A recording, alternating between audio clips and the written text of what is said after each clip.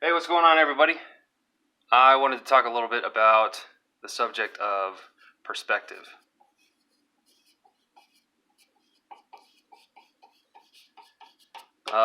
Perspective is an easy thing to ignore, and it's an easy thing to not know that you're doing wrong. It's a little technical, um, but it can be made exciting. But the very specific details of it, you can go pretty in depth with perspective. But what we're going to talk about is very basic stuff, just the concept of 1 point, 2 point, and 3 point. These, we're not going to use any complex forms. We're just probably going to stick to cubes. But there's a couple of concepts that I think I'll go over first. First is the concept of a horizon line. That's just a two-dimensional plane. It goes off into infinity, and it all converges to the vanishing point. So you have the horizon line, which in this case is also the eye line. So you as the viewer are looking directly into the horizon line. So it's the same thing. And then you have the center of vision.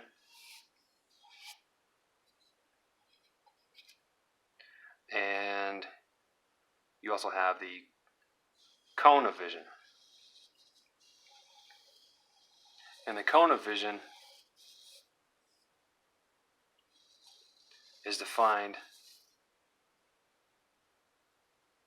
as the boundaries are defined by a 30-degree angle that goes from the viewer, or what we call the station point,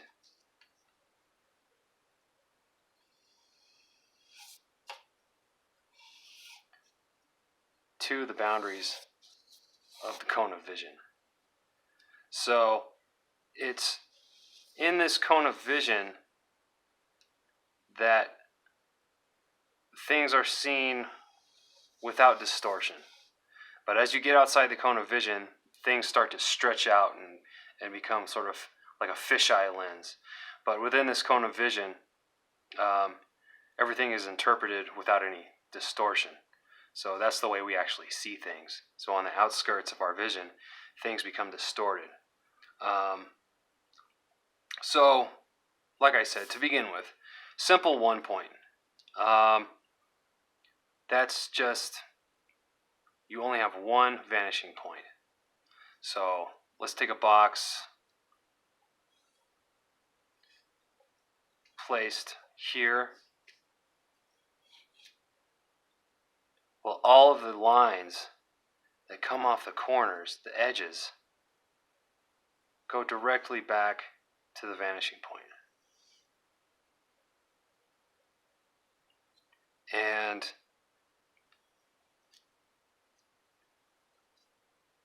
now to determine how far back to go, when we're considering this to be a cube, then what we're going to do is, from the station point, we're going to take a 45-degree angle up to there. Now, from this corner to the 45 measuring point, we're going to draw a straight line. And that's a little far, so I'm going to cheat and use my straight edge. And you can be using straight edges, that's actually the better way to do it. But I'm just trying to get the concepts across here. So, if we take it back there, that tells us exactly how far back this cube goes.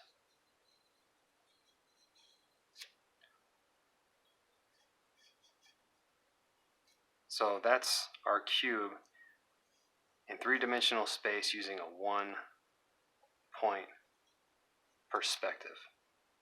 Okay, so that's a lot there, but let's move on to 2-point and just talk briefly about it. 2-point, as you might have guessed, instead of one vanishing point, has two vanishing points on the horizon line. So we can draw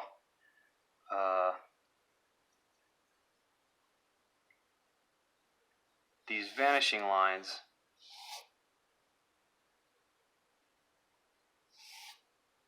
from our vanishing points. And that will help us define our cube in three-dimensional space.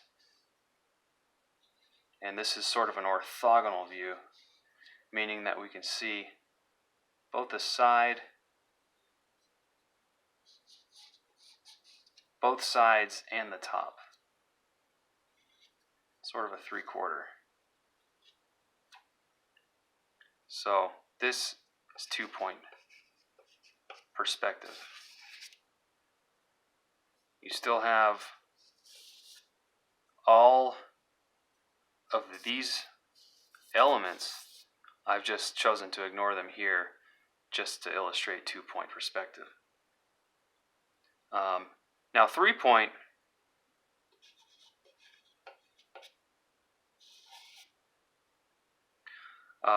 obviously this involves 3 vanishing points. In this case, we have our horizon line. We have a vanishing point off here, and then we have one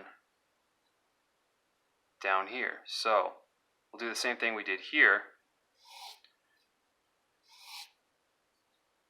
dragging out our vanishing lines. But also,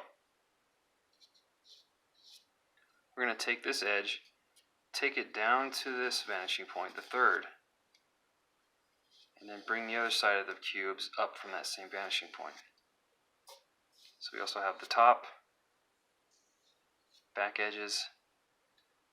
So it's a little subtle here, but what you have is like what a bird might see. This is like a bird's eye view of this cube, like maybe a bird flying over a city.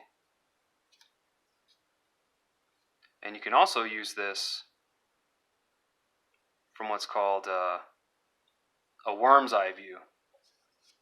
3-point bird's eye view. And this would be a worm's eye view.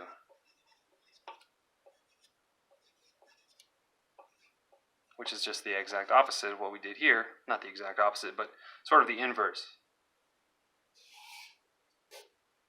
We're going to put our horizon line down here, 2 points, and then 1 point up here. So this is going to be kind of extreme, but let's draw our cube. We're going to draw a little bit bigger this time.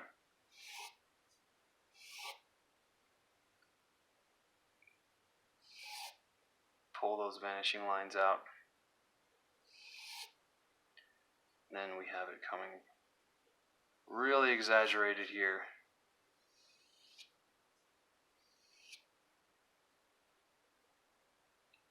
So this is going to have to come back. And you kind of want to pretend like you're shooting a cue ball into the hole. That's kind of the way I tend to draw as straight a line as possible. I try to imagine that this is the hole on a billiards table, and I'm trying to take the line from here down to there. So I just aim in that direction, almost as if I'm trying to hit the 8-ball in the corner pocket. So there's some distortion here, but you can see this extreme foreshortening here all the way up to this vanishing point. So it's almost like you're looking up at a building from laying on the sidewalk. And what's cool about this is you can use these spaces, or these volumes in space, and use them to, like for instance here, you might have a person standing right here, and his waist might come up to here. His head or his torso would be about here. His head would be here. So it gives this really dramatic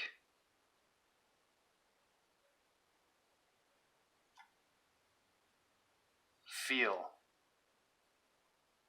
because everything kind of flares out. His hands would be here.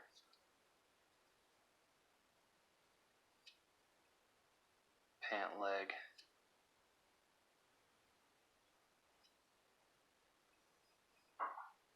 So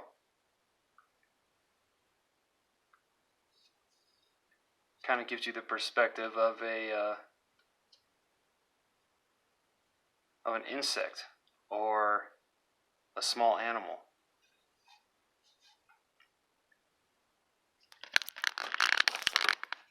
Now this makes for more interesting drawing. So if you're able to internalize the perspective stuff over time, it'll just come kind of naturally, and you can start to use the subject itself and the lines on it for perspective. So, and this is very basic. It gets really complicated once you get farther and farther into perspective, but it's kind of tough to learn. It's a little bit like math, but man, it's really useful if you're able to use it. You can make some really cool looking stuff.